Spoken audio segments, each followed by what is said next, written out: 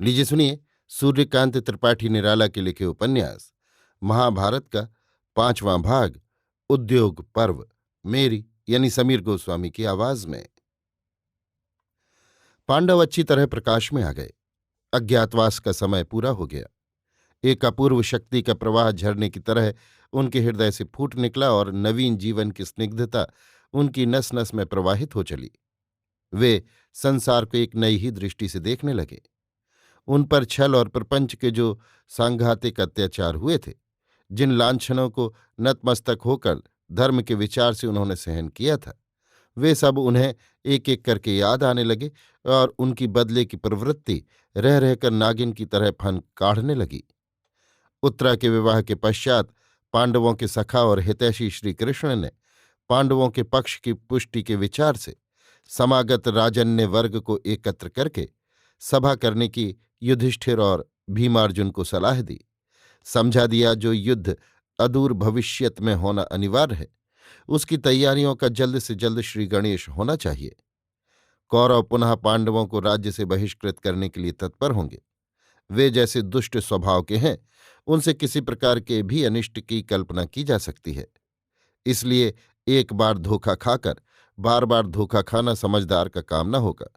इस बार उनके दुष्कर्मों का उन्हें फल मिलना ही चाहिए। शुभचिंतक श्रीकृष्ण की आज्ञा को पांडवों ने शिरोधार्य कर लिया और विराट के राजभवन में आमंत्रित राजाओं की एक सभा का आह्वान किया।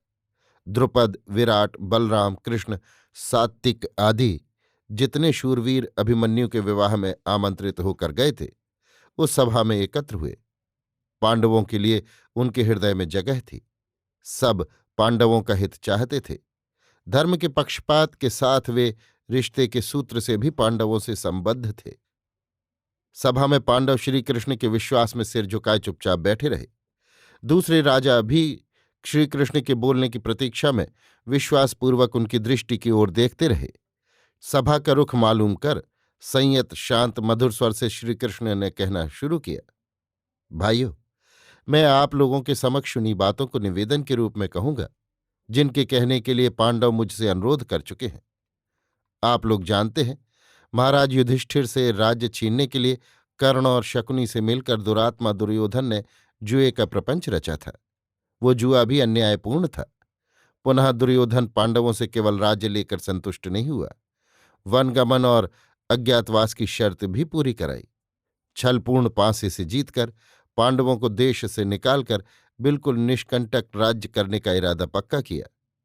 इतना ही नहीं, दांव पर महारानी द्रौपदी को रखने के लिए भी महाराज युधिष्ठिर को उत्तेजित किया और उन्हें जीतकर उनके एक वस्त्र रजस्वला रहते समय सभा में केशकर्षण पूर्वक पकड़ मंगवाकर विवस्त्रा करने का भी पूर्णोद्यम कराया। पांडव इस इतने अत्याचार के होते हुए भी धर्म की ओर दृष्टि किए चुपचाप बैठे रहे। वे भिक्षुकों से भी इतर अवस्था में घर छोड़कर अपना सर्वस्व दुर्योधन को अर्पण कर वन गए। वहां भी उनके लिए निश्चिंत रहना दुश्वार हो गया। अन्य आपत्तियों की तो बात ही क्या, दुरात्मा दुर्योधन राजपुरांगनाओं सहित अपने ऐश्वर्य से पांडवों को श्रीकातर हीन वीर्य करने के लिए वन गया। कीचक वध से संशय में आकर महाराज विराट के ऊपर भी चढ़ाई की, उनकी धेनुएं चुराईं। बाल्यकाल से पांडवों के प्रति दुर्योधन के अनेकानेक दुर्व्यवहार के प्रमाण मिलते हैं। धर्मतः ये राज्य पांडु से आया हुआ पांडवों का है। पुनः महाराज युधिष्ठिर दुर्योधन से वयोज्येष्ठ हैं। ये राज्य अधर्मतः लिया गया है। अपरंच दुर्योधन के शासन से राज्य के समस्त प्रजावर्ग दुखी हैं। ऐसे अधार्मिक अत्याचारी राजा का शासन कदापि शस्त्र विहित नहीं। आप लोगों की जो राय हो, महाराज युधिष्ठिर अपने राज्य की प्राप्ति का प्रयत्न करें या चुपचाप बैठ जाएं, इस सभा में निसंकोच भाव से आप लोग आज्ञा करें। श्री कृष्ण की वक्तृता से प्रभावित होकर महाराज द्रुपद ने कहा, पांडव हमारे संबंधी हैं, इसलिए हमारे कथन में पक्षपात का अंश अधिक हो सकता है। पर देश में धर्म और ज्ञान की दृष्टि से सम्मान्य कृष्ण जब धर्म राज्य की स्थापना के लिए इस प्रकार पांडवों का पक्ष ग्रहण कर रहे हैं, तब संपूर्ण शक्ति से उनकी सहायता करना ही हम अपना सुखद कर्तव्य समझते हैं। कौरव दुराचारी हैं, ये सर्वजन सम्मत है।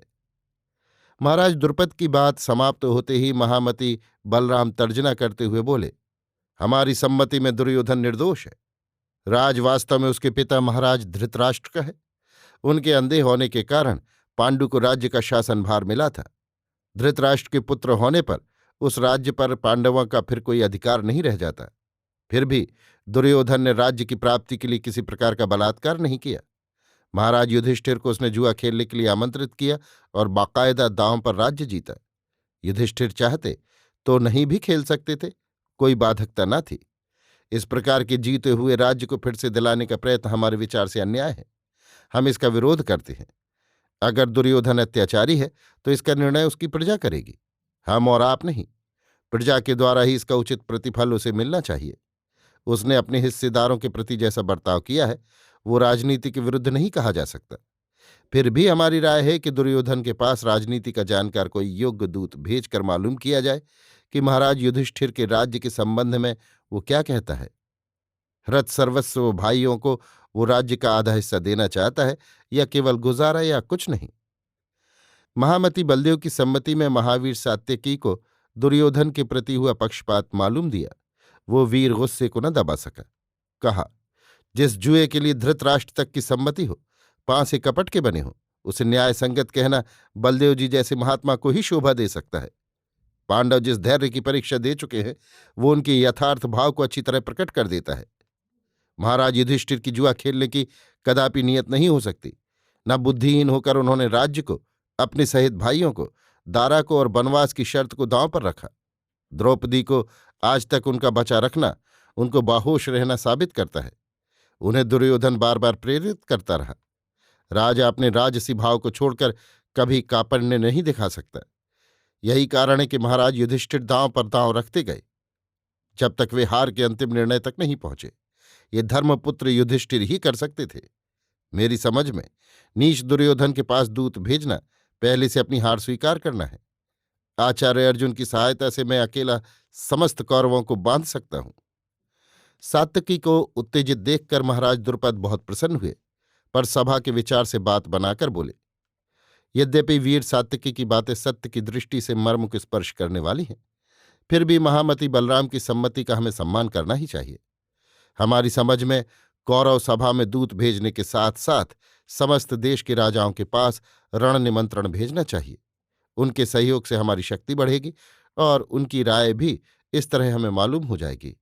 और यद्यपि हमारे इस कार्य की कौरवों को बहुत जल्द गुप्तचरों द्वारा सूचना मिल जाएगी, फिर भी हमारे परिपुष्ट दल का प्रभाव उन पर जरूर पड़ेगा और इसका फल पांडवों के हक में अच्छा होगा।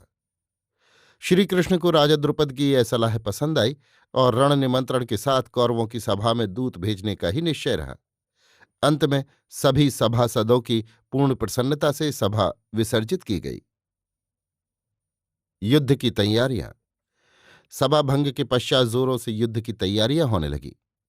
अल्पसंख्यक होने पर भी पांडवों के पक्ष में अपार उत्साह उमड़ पड़ा। राजा द्रुपद और विराट ने अपनी अपनी समस्त शक्ति पांडवों के अधिकार में कर दी।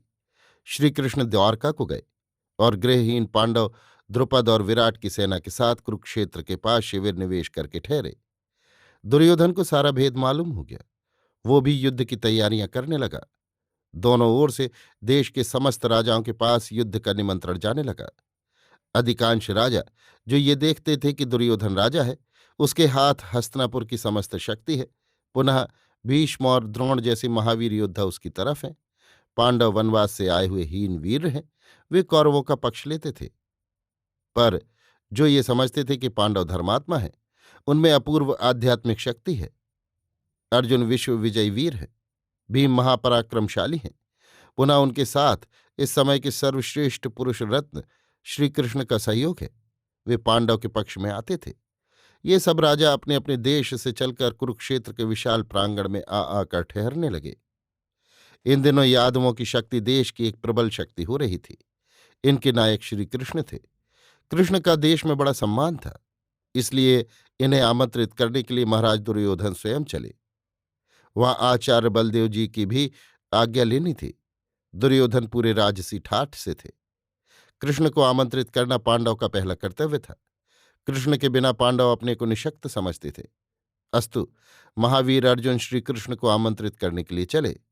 संयोगवश महाराज दुर्योधन और वीरवर अर्जुन एक ही समय द्वारकापुरी पहुंचे। वहां लोगों ने इनका स्वागत किया, अच्छी अच्छी जगह ठहराया। अर्जुन की तो वहां ससुराल ही थी। बाहर के लोगों से मिलजुल कर अर्जुन जब श्री कृष्ण के मंदिर में गए, तब श्री कृष्ण योग निद्रा में सोए हुए थे। अर्जुन ने देखा, उनके सिरहाने अकड़ के साथ राजा दुर्योधन बैठा हुआ है। अर्जुन कुछ न बोले, पायतानी की तरफ नम्र भाव से बैठ गए। यथा समय कृष्ण की आंख खुलने पर उन्होंने पायतानी की तरफ देखा। अर्जुन बैठे हुए थे। श्री कृष्ण ने अर्जुन की कुशल और आने का कारण पूछा। अर्जुन भक्तिपूर्वक आदरणीय मित्र से सब हाल कहते गए। इसके बाद महाभारत समर का उल्लेख कर कृष्ण को निमंत्रण दिया। निमंत्रण स्वीकार कर श्री कृष्ण फिरे, देखा सिरहाने राजा दुर्योधन बैठे हुए थे। मुस्कुराकर श्री कृष्ण ने उसी प्रकार दुर्योधन से भी कुशल और आगमन का समाचार पूछा। दुर्योधन ने अपना कुशल समाचार कहते हुए कहा, हम दोनों एक ही उद्देश्य से यहां आए थे।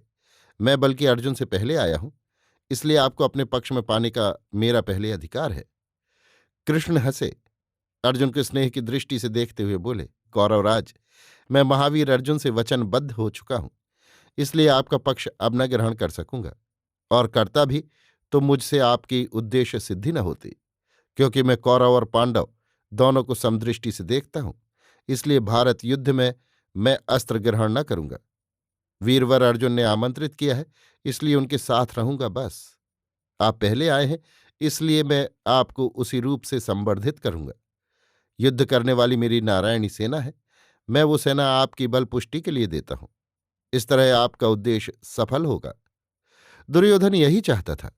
नारायणी सेना पाकर वो बहुत प्रसन्न हुआ। माद्री के भाई, पांडवों के मामा राजा शल्य दूत से महाभारत समर की सूचना पाकर अपनी समस्त सेना लेकर पांडवों के पक्ष समर्थन के लिए चले। दुर्योधन को ये खबर मिली तो वो चतुर कार्यकर्ताओं को लेकर शल्य के मार्ग में पहुंचा और सेना के ठहरने के लिए जगह जगह बड़ा ही अच्छा प्रबंध करवाया। कूप, सरोवर, फुलवाड़ी आदि जहां जहां थे, वहीं वहीं पड़ाव का मुकाम बनवाया। अच्छे अच्छे खीमे लगवा दिए। रसद सब प्रकार की एकत्र कर दी। भोजन, पान और प्रमोद आदि की भी सुव्यवस्था कर दी, जिससे राजा शल्य को किसी प्रकार का मार्ग श्रम न हो, बल्कि वो अपनी राजधानी से भी अधिक सुख का अनुभव करें। ऐसा ही हुआ। राजा शल्य सब प्रकार के आराम और शांति से मार्ग पार करते हुए कई पड़ाव ठहर चुके। सुप्रबंध देखकर वो आश्चर्यचकित हो गए। बार बार युधिष्ठिर की और आराम के स्थानों की रचना करने वाले शिल्पियों की प्रशंसा करते रहे। दुर्योधन साथ छिपा हुआ चल रहा था। उसे ये संवाद मिलता जाता था। एक दिन राजा शल्य ने कहा, जिस शिल्पी ने ऐसी मनोरम रचना की है, हम उसे पुरस्कार देना चाहते हैं। महाराज युधिष्ठिर को इससे बुरा न मानना चाहिए। उस शिल्पी को हमारे सामने लाकर हाजिर करो। ये खबर भी दुर्योधन के पास गई।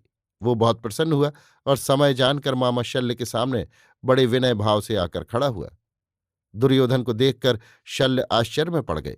सासंभ्रम भांजे को पास बैठाते हुए आने का कारण पूछा।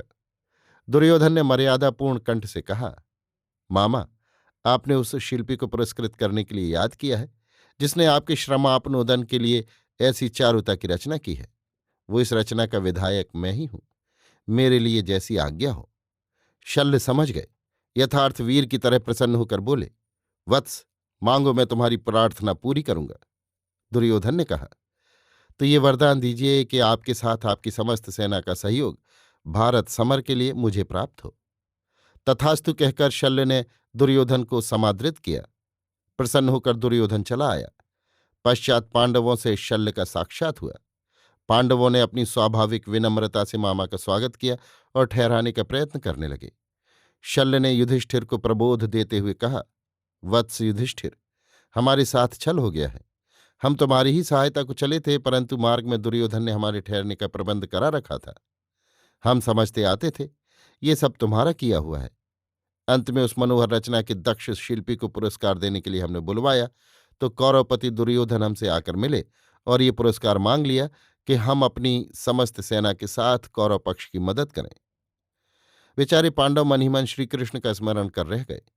कौरवों को मिली हुई सहायता इस समय भी उनकी अपेक्षा बहुत अधिक थी। इस पर शल्य की सेना भी सम्मिलित होने जा रही थी। धर्मराज युधिष्ठिर इस पर कुछ न कह सके। शल्य के चलते समय उन्होंने इतना ही कहा, मामा, कर्ण से अर्जुन का युद्ध होने पर बहुत संभव है आपके सारथ्य की आवश्यकता हो। कारण श्रीकृष्ण जैसा कुशल सारथी उस ओर कोई नहीं, और आप देश भर में इस कला के लिए प्रसिद्ध हैं। उस समय कर्ण का उत्साह तोड़े रहिए, आपसे इतनी ही प्रार्थना है। युधिष्ठिर का निवेदन स्वीकार कर राजा शल्य कौरवों के शिविर की ओर चले। श्री कृष्ण द्वारकापुरी से पांडवों के यहाँ आए और बातचीत से मालूम किया कि राजा द्रुपद ने संधि के प्रस्ताव से अपना पुरोहित हस्तिनापुर में भेजा था। वो ये संवाद लेकर लौटा है कि बिना युद्ध के आधे राज्य की बात तो दूर है, सुई के अग्रभाग की इतनी जमीन भी दुर्योधन पांडवों को न देगा। इस पर कृष्ण पांडवों से मंत्रणा करने लगे कि वास्तव में आगे क्या करना उचित होगा। पांडव, खासकर महाराज युधिष्ठिर, स्वभाव के विनम्र थे। युद्ध द्वारा वंशनाश हो, ये उनका अभिप्राय न था। अर्जुन की वर्जित शिक्षा के कारण यद्यपि ये विश्वास था कि वो युद्ध में कौरवों को परास्त कर सकते हैं, फिर भी भीष्म और द्रोण आदि के समक्ष अस्त्र ग्रहण करते उन्हें लज्जा होती थी। भीम भीतर से तो युद्ध चाहते थे, पर बाहर से महाराज युधिष्ठिर का अदब करते थे। नकुल और सहदेव की अपनी कोई राय न थी। वे अपने बड़े भाइयों की आज्ञा के अनुसार चलना चाहते थे। फलतः श्रीकृष्ण से महाराज युधिष्ठिर की जो बातचीत हुई उसमें संधि की व्यंजना प्रधान रही, और आधे राज्य की जगह ये स्थिर हुआ कि दुर्योधन पांडवों को रहने भर के लिए 5 गांव दे दें। संधि का ये संदेश ले जाना श्रीकृष्ण ने स्वीकार किया। भीतर से यद्यपि जानते थे कि कौरवों की मनोवृत्ति के अनुसार युद्ध होना अनिवार्य है। पांडवों से मिलकर कृष्ण द्रौपदी से मिलने गए। कृष्णा ने कृष्ण का बड़ा आदर किया, हाथ पकड़ स्नेह से आसन पर बैठा कर जलपान कराया, और दासी के बदले स्वयं खड़ी वायु व्यंजन करती रही। कृष्ण को जलपान करा, पान खिला, रुक्मणी, सत्यभामा और प्रद्युम्न आदि की बातें पूछने लगी। कृष्ण एक एक कर सबके कुशल समाचार कहते गए। इसके बाद आवेग में भरकर कृष्णा बोली, तुम्हें आमंत्रित करने के लिए तीसरे पांडव गए थे। महाभारत युद्ध होने वाला है, तुमने सुना होगा। कृष्ण ने कहा, लेकिन महाराज युधिष्ठिर की इच्छा संधि की है। भीमार्जुन उनसे सहमत है, कम से कम लेकर वे संधि कर लेंगे। हक वाली कोई बात नहीं, वे भाइयों से युद्ध नहीं चाहते। हमें संधि का प्रस्ताव लेकर जाने वाला दूत बनाया गया है। द्रौपदी का वो भाव बदल गया, कमल पर जैसे तुषार पड़ा। बोली, केशव, क्या तुम्हारी भी यही इच्छा है? मेरे अपमान की तुम्हें याद नहीं रही?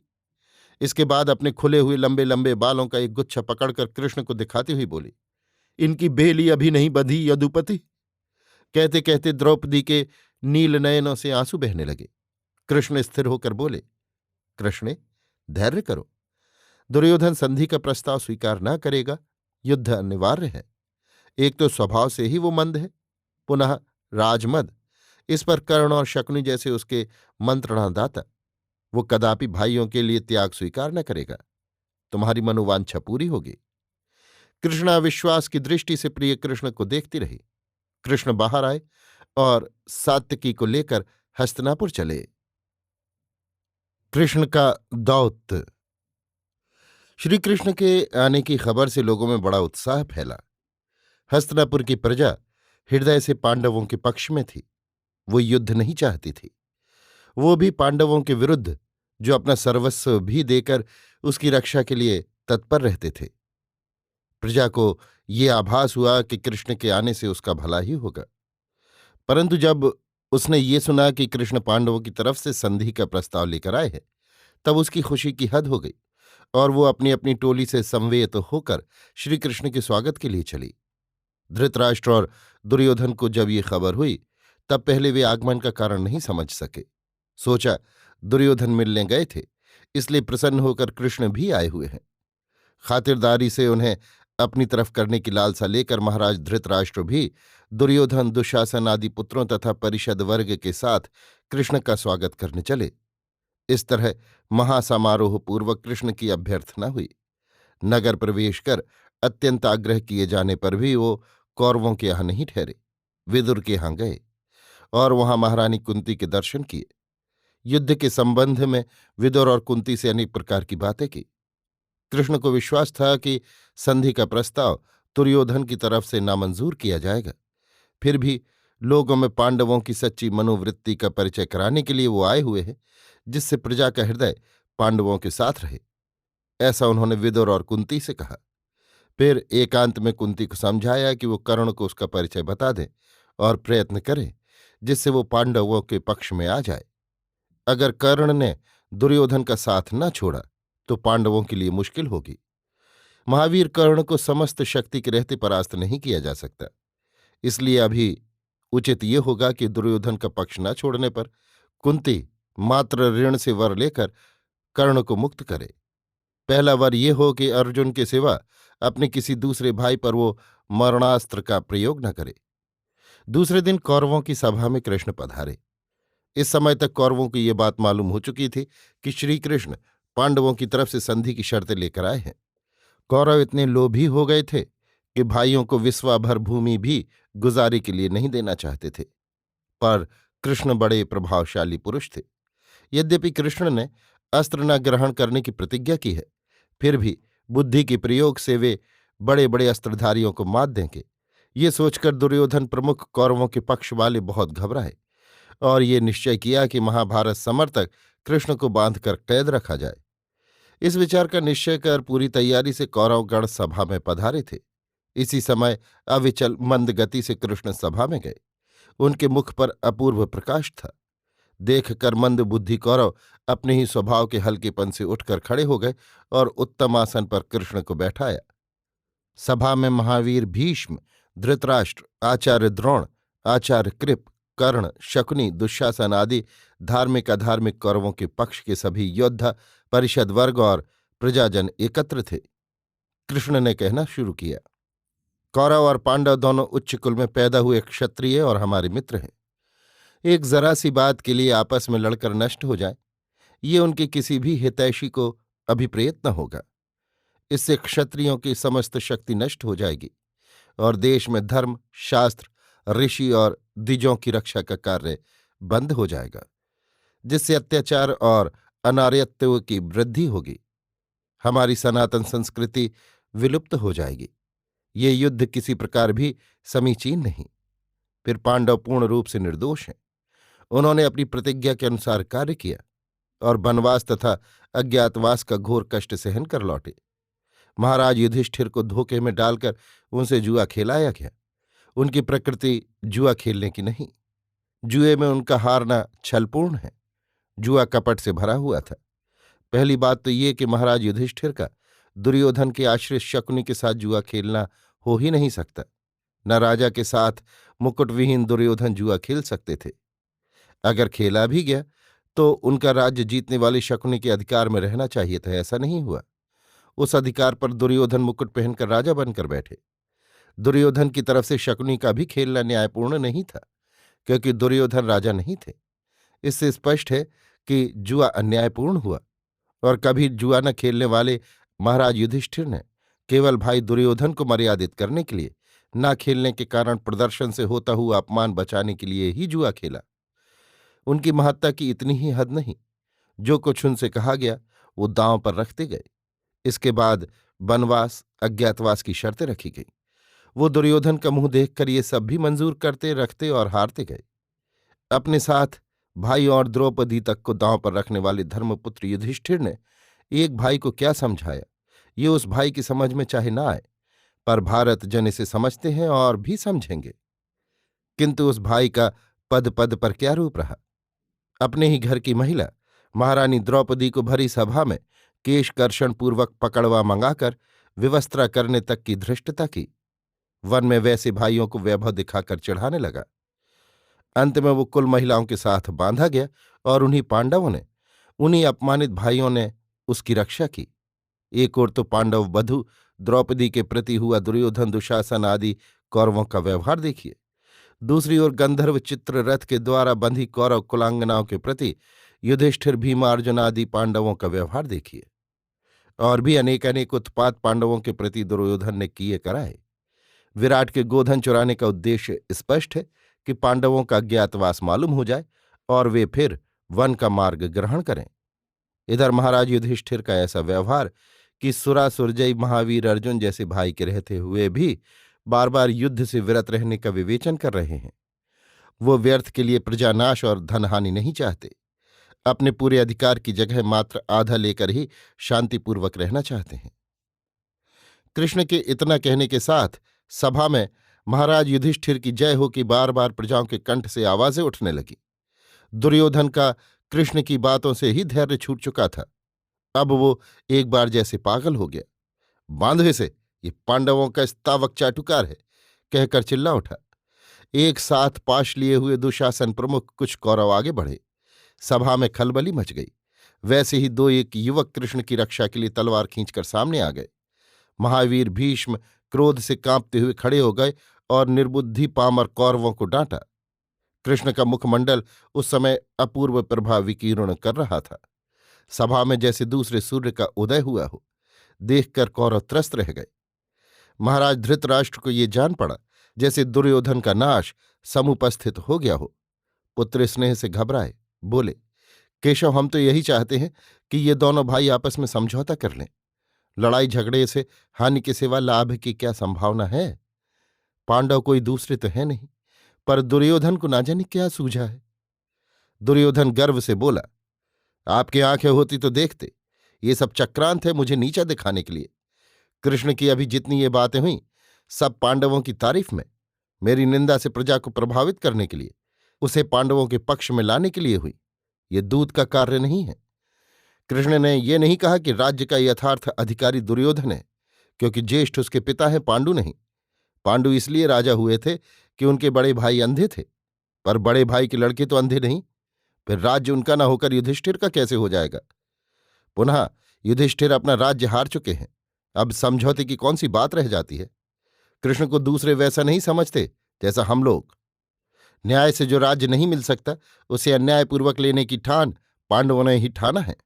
युद्ध की तैयारियां उन्हीं की तरफ से पहले होनी शुरू हुई हैं। हम लोग आत्मरक्षा करने वाले हैं। ये सब कृत्य पांडवों से कौन करा रहा है? कृष्ण। यहां कृष्ण की जबान से लोगों को मालूम हो चुका है कि ऐंठ के साथ पांडवों के अधिकार के लिए कृष्ण लड़ने आए हैं। मैं राज्य भी दूं और सिर भी झुकाऊं, ये कदापि नहीं हो सकता। साधु साधु महाराज दुर्योधन। कर्ण ने दुर्योधन को प्रोत्साहित किया। शकुनी आंखों से मुस्कुराकर सभा को देखते रहे, भांजे की विजय का गर्व लिए हुए। दुशासन ने बड़ी तत्परता से दुर्योधन को पान दिया। कृष्ण कुछ देर तक चुपचाप रहे, फिर मंद स्वर में बोले, महाराज युधिष्ठिर ने यह भी कहा है कि यदि हमारा आधा हिस्सा दुर्योधन नहीं देना चाहते, तो जीवन यापन के लिए हम 5 भाइयों को केवल 5 ग्राम दें, तो भी हम युद्ध से विरत होंगे। ये भी एक हेकड़ी है, दुर्योधन ने कहा। युद्ध में जैसे खुद ब खुद उन्हीं की विजय हो रही हो। पुनः प्रार्थी युधिष्ठिर है, ना कि कृष्ण। हमारी द्यूत क्रीड़ा की तो बड़ी बड़ी आलोचना कृष्ण ने कर डाली, पर इस मांग के मामले में न बतलाया कि प्रार्थी युधिष्ठिर क्यों नहीं आए, कृष्ण को क्यों भेजा। धन्यवाद महाराज दुर्योधन, खूब कही, कहकर कर्ण अट्टहास कर हंसने लगे। कृष्ण से न रहा गया। बोले, दुर्योधन, तू इतना मद दृप्त है कि तेरी समझ में सीधी तौर से बातें नहीं आती। बड़े भाई को प्रार्थी बनाकर सामने खड़ा करते तुझे लज्जा न आई? महामूर्ख। क्षमा स्वरूप, साक्षात धर्म, महाराज युधिष्ठिर तेरे पैर भी पड़ सकते हैं, पर जब कोई निस्वार्थ भाव होगा, जब उनके स्वार्थ की बात उठती है, तब अपने उसी गुण के कारण वो मेरे जैसे की सेवा प्राप्त करते हैं। धन्य कृष्ण, धन्य माधव, कहकर महामती भीष्म भावमग्न हो गए। कृष्ण कहते गए, तेरा नाश समुपस्थित है। तू नहीं समझ सकता तपस्या और शिक्षा की शक्ति से पांडव क्या है, महावीर अर्जुन क्या हो गए हैं। कीचक जरासंध विजयी महामल्ल भीम कितने प्रबल और भयंकर हैं। तेरी सेना पांडवों की शराग्नि में भस्म हो जाएगी। तू पराजित होकर पश्चाताप करता हुआ प्राण देगा। कहकर कृष्ण विद्युत वेग से सभा से बाहर निकल गए। कर्ण और कुंती। कृष्ण के कहने के बाद से कर्ण के विषय में सोचकर कुंती बहुत व्याकुल हुई। उनके कुमारीपन में पैदा होने पर भी कर्ण उनका वैसा ही पुत्र है जैसे युधिष्ठिर और भीमार्जुन। उसी मंत्र शक्ति से कर्ण की उत्पत्ति है, जिससे इन लड़कों की केवल देवता भिन्न है। भगवान सूर्य के औरस से पैदा हुआ कर्ण यदि दुर्योधन के पक्ष में रहा, तो वो निस्संदेह पांडवों के लिए चिंता की बात होगी। पुनः ये एक ही माँ के बेटों का परस्पर विरोधी पक्ष में रहकर युद्ध करना होगा। कुंती बहुत घबराई। फिर कर्ण को परिचय देकर अपने पुत्रों के पक्ष में करने का विचार लेकर मिलने चली। पहले एकांत में मिलने का पता लगवाया। मालूम हुआ कि कर्ण रोज यमुना स्नान और सूर्य प्रणाम करते हैं। उनसे बातचीत करने का वो उत्तम समय है। यथास्थान कुंती कर्ण से मिली। कर्ण ने सूर्य नमस्कार कर देखा। एक दूसरी दिव्य छटा पांडवों की माता कुंती की आंखों से निकल रही है। ऐसा प्रकाश किसी देवी स्वरूपा नारी की आंखों में उन्होंने न देखा था। ऐसे प्रकाश की उन्हें जीवन में पहचान नहीं हुई थी। कुछ देर तक कर्ण उनकी आंखों की ओर देखते रहे। उनकी आत्मा में एक अननुभूत आनंद का प्रवाह बहता रहा। तृप्त होकर बोले, पांडव माता कुंती देवी को ऐसे समय देखकर मैं कृतार्थ हुआ। यहां आने का आपने क्यों कष्ट उठाया? आज्ञा करें। कुंती की आंखों में आंसू आ गए। बोली, वत्स कर्ण, ऐसा समय आया है, इसलिए मैं तुम्हारे पास आई हूं। कर्ण हंसे। बोले, भारत समर की बात सुनी होगी। पुत्रों की प्राण भिक्षा के लिए आई हुई हैं आप, मैं समझा। नहीं वत्स, कुंती बोली, मैं पांडवों की प्राण भिक्षा के लिए नहीं आई। पांडवों के वीरत्व का परिचय तुम प्राप्त कर चुके हो। मैं भाई को भाइयों से युद्ध करने से रोकने के लिए आई हूं। बात कर्ण की समझ में नहीं आई। बोले, इसके लिए आपको महाराज दुर्योधन के यहां जाना चाहिए। ये मैं कैसे रोक सकता हूं? तुम नहीं समझे वत्स, कुंती बोली, ये समर तुम ही रोक सकते हो। तुम नहीं जानते, तुम सूत पुत्र नहीं कुंती पुत्र हो। कर्ण ताज्जुब की निगाह से कुंती की ओर देखते हुए बोले, मैं कुंती पुत्र हूं तो परित्यक्त कैसे हुआ? वत्स, कुंती बोली। उनके मुख पर वो पहला कुमारीत्व चमक उठा। जब मैं कुमारी थी, पिता मित्रभोज महाराज के यहाँ ऋषि दुर्वासा आए हुए थे। मैंने उनकी बड़ी सेवा की। ऋषि ने प्रसन्न होकर मुझे एक सिद्ध मंत्र दिया। कहा, इसे पढ़कर तुम जिस देवता का स्मरण करोगी वो तुम्हारे पास आएगा और तुम्हें वर स्वरूप एक पुत्र देगा। तब मैं कुमारी तरुणी थी, स्वभाव चपला का था। एक दिन आजमाने के लिए मैंने मंत्र पढ़कर सूर्यदेव का स्मरण किया। सूर्य मेरे पास आकर खड़े हुए। मैं उस तरुण पुरुष सूर्य को देखकर लज्जित हुई। सूर्यदेव ने मुझे आश्वासन दिया। कहा, ऋषि का मंत्र झूठा नहीं, तुम्हारे एक पुत्र होगा, पर तुम्हारा कुमारित्व इससे नष्ट न होगा। कहकर सूर्यदेव चले गए। समय पर तुम भूमिष्ठ हुए। लज्जा तथा संकोच से तुम्हें पिटारी में लेकर मैं नदी में छोड़ आई। इस सत्य की तुम अपने पिता से परीक्षा लो। मैं वर देती हूं, वो तुम्हें दर्शन देकर सत्य प्रकट करेंगे। कर्ण ने आंखें बंद की और हाथ जोड़कर सूर्य को नमस्कार किया।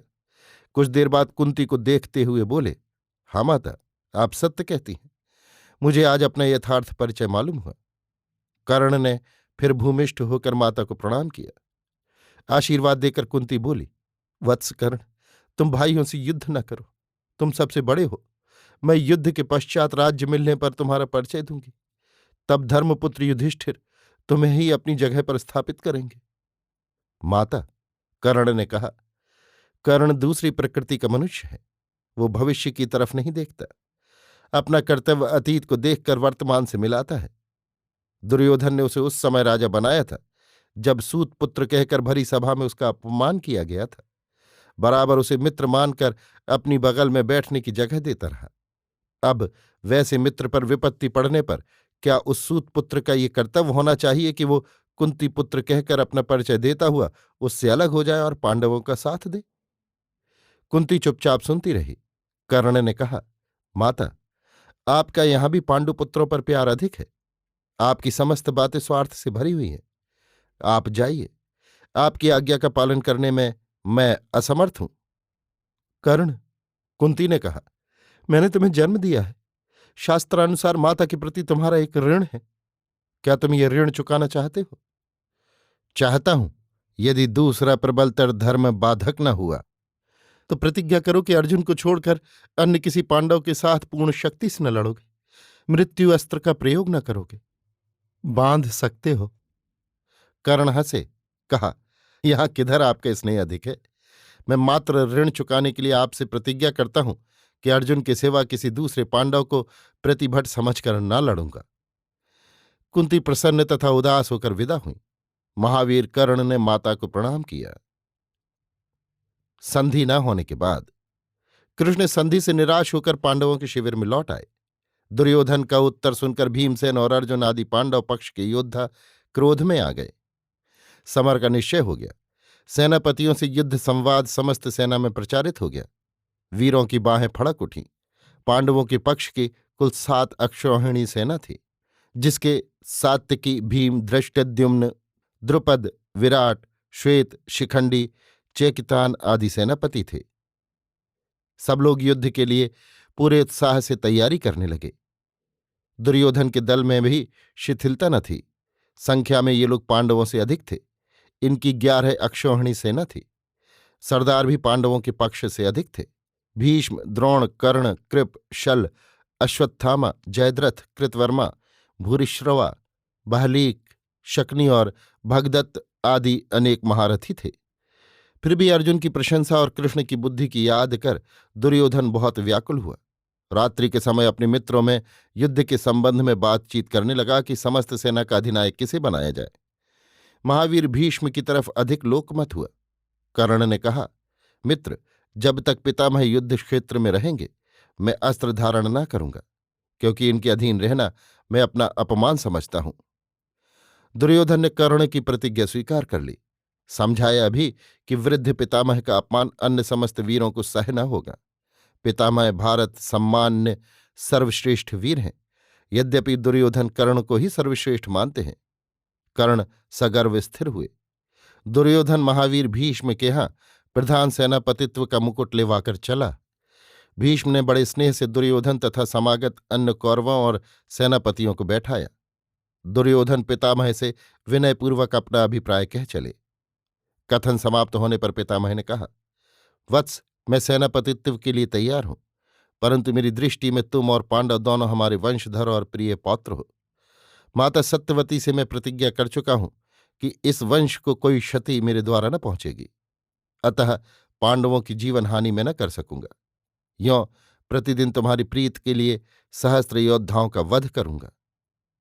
इसी समय भगवान व्यास धृतराष्ट्र से मिलने हस्तिनापुर आए। युद्ध की तैयारियां देखकर बहुत क्षुब्ध हुए, परंतु प्रबल भावी को समझकर चुप हो रहे। धृतराष्ट्र ने व्यास जी की चरण धूलि ले आसन पर बैठा कर कहा, भगवन, मैं अंध हूं, ये जातीय महासंहार देखने से बच रहा। फिर भी वीरों की वीरता सुनने की बड़ी इच्छा है। मृत्यु के समय अपने वंश की वीरता की ही याद करके मरूंगा। आप कोई ऐसा वर कृपा करके दे जिससे होते हुए युद्ध का वर्णन मैं यहीं बैठा हुआ सुनूं। भगवान व्यास ने कहा, वत्स, मैं तुम्हें ऐसा ही वर देता हूं। संजय को मेरे योग बल से दिव्य दृष्टि होगी। वे यहां बैठे हुए समस्त युद्ध देखेंगे और तुमसे वर्णन करेंगे। ये कहकर परमात्मा का स्मरण करते हुए महाकवि महर्षि व्यास वहां से चले। प्रातःकाल कौरवों और पांडवों की सेनाएं सेनापतियों के रचित व्यूह के अनुसार खड़ी हो गईं, जैसे समुद्र पर मालाकार उठी हुई अगणित तरंगे हों। कौरवों की तरफ सामने महावीर भीष्म प्रधान सेनापति, पांडवों की तरफ से महावीर अर्जुन, दोनों ओर सेना में अपार शांति विराजती हुई। सेनाएं निश्चेष्ट चित्त सेनापति की आज्ञा की प्रतीक्षा करती हुईं। भगवान कृष्ण चपल अश्वों की रश्मि पकड़े महाभाव में निस्पंद महावीर पवन पुत्र नंदी घोष पर बैठे हुए पताका फहराती हुई।